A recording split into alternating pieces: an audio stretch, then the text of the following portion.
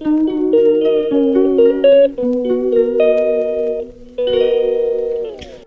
Guys, good morning, welcome back to our channel. তো দেখতে পাচ্ছ সকালবেলা উঠে আজকে সিঙ্গারা খাওয়া হচ্ছে, আর এটা হচ্ছে আমাদের দ্বিতীয় দিন গ্রামে। আর এখানে মা যায় না এরকম কেন করছিল, আর যেহেতু সিঙ্গারাটা নিরামিষ ছিল সেই জন্য আমরাও সবাই খাচ্ছিলাম, আর গপুকেও দেওয়া হয়েছিল। আর মুখে দেখেছো গপুর কত সুন্দর হাসি ঘুরতে এসে, খুব মজা পেয়েছি কিন্তু গপুরা ঘুরতে এসে। তারপর এখানে আমরা যাচ্ছি বাঁশবাগানে ঘুরতে। এই যে দেখে নিচ্ছি পিছনটাতে যাব, তাই এখানে জুতো ফুতো পরে নিলাম। আর রাতেরবেলা যতটা ভয়ানক, সকালবেলা কিন্তু ততটাই সুন্দর লাগে বাইরেটা। যেহেতু অনেকটাই বেলা হয়ে গেছিলো, তাই দিদুন পুজো দিয়ে কিন্তু ঠাকুর ঘরটা এখন বন্ধ করে দিচ্ছে, আবার সন্ধ্যাবেলা খুলবে। আর এখানে ঘোরাফেরা করতে করতে কখন যে বেলা হয়ে গেছে সেটা আমরা নিজে যাই না। আর রাতেরবেলা যতটা ভয়ানক ততটাই কিন্তু দিনের বেলা সুন্দর। যেহেতু কালকে রাতেরবেলা বৃষ্টিও হয়েছে, তাই একটু কাদা কাদা হয়ে গেছে, আর সেই বৃষ্টিতে কিন্তু আমরা খুব ভিজেছি। তোমরা যদি আগের দিনের ব্লগটা না দেখো তাহলে আমি ডিসক্রিপশানে দিয়ে দেবো, তোমরা চেক করে নিতে পারো। আর এখন ওই কাদা জঙ্গলে আমরা ঘুরতে যাচ্ছি, কারণ আমাদের খেতে কাজ পাচ্ছি না। বাগান ঘুরতে, বাগান।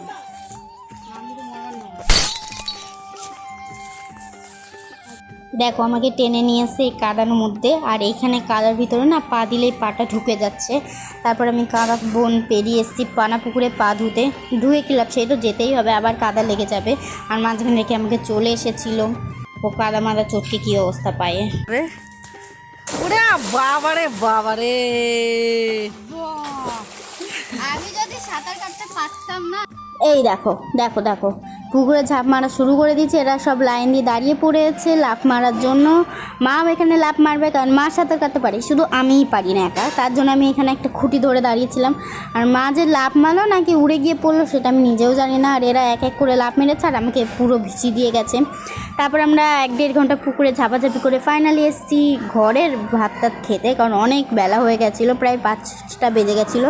তারপরে এখানে গপুকেও খেতে দেওয়া হয়ে গেল। আর এখানে দেখো রান্না হয়ে গেছে। আজকে দুপুরবেলা হয়েছিল ডিম আলুর তরকারি, শুধু দুপুরবেলাটা। আর বাকি ক্লিপটা আমি নিতে ভুলে গেছি, দুপুরের পরে ডাইরেক্ট চলে এসেছি রাতের ক্লিপে। এখানে মামি হচ্ছে জিরে বাটছিল মনে হয়, হ্যাঁ জিরেই বাটছিল। আর এখানে মা আর মামি মিলে গল্প করছে। আজকে রাতেরবেলার মেনুটা হচ্ছে চিকেন, তাই এখানে মা কাটাকুটি করছে পেঁয়াজ লঙ্কা টমেটো, আর মামি ওখানে বাটাবাটি করছে।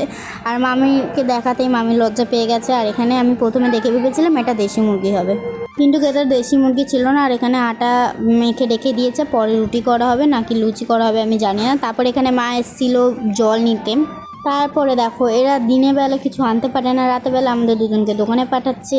তারপর আগান বাগান পেরিয়ে এখানে মা টাকা দিয়ে দিচ্ছিল আমাকে। মেন কথা আমার যেতে ভয় লাগছিল, কারণ এখানে রাতেরবেলা শিয়ালটাকে খুব, সেই ভয়ে আমি যেতে পারছিলাম না। কিন্তু এখানে কোনো রকম এসে ভুলে গেছিলাম যে কী নিতে হবে, তাই ও ফোন করছে। আমার মনে ছিল যতটা দুধ আনতে বলেছিল, কিন্তু ভুলে গেছি। তারপরে ফোন করার পরে বললো চা আনতে, কিন্তু চা কিন্তু বলিনি, তাও বলছে চা আনতে বলেছিল। তারপরে কি দুজন দুখানা হাতে লাইট নিয়ে চলে যাচ্ছি বাড়িতে। আর দেখো পুরো অন্ধকারে, এবার যদি শিয়াল সামনে চলে আসে না, আমি গেলাম। এই যে চলে এসেছি বাড়িতে। আর এখন আমার মাদার ইন্ডিয়া এসে দাঁড়িয়ে আছে। হ্যালো মাদার ইন্ডিয়া, কী রান্না বান্না হচ্ছে?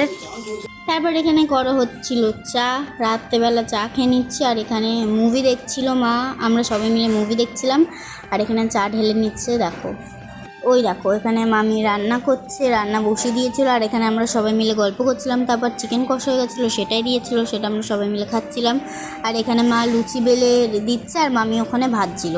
তো রান্না বান্না সব কমপ্লিট হওয়ার পর এখানে আমি গপুকেও খেতে দিয়ে দেবো। তো আমরা না, গপুও কিন্তু খুব মজা করছে এখানে এসে। ওই যে আমার বোন আছে, আর একটা ওই যে আছে। গাইস আমরা এখন পুকুরও না, খানা ডোবা সবকিছু এক জায়গায় একসাথে আমরা এখানে স্নান করি গাইস।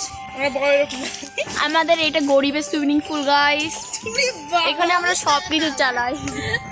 শুধু এখানে ওই style style style style style style পাথরটা নেই, এখানে শুধু কাদা আছে। আর এর জলটা একটু গ্রিন কালার। অনেক থাকে আমাদের এখানে, গাছপালা বাঁশবাগান হ্যান ত্যান সবকিছু আছে। तू समझा?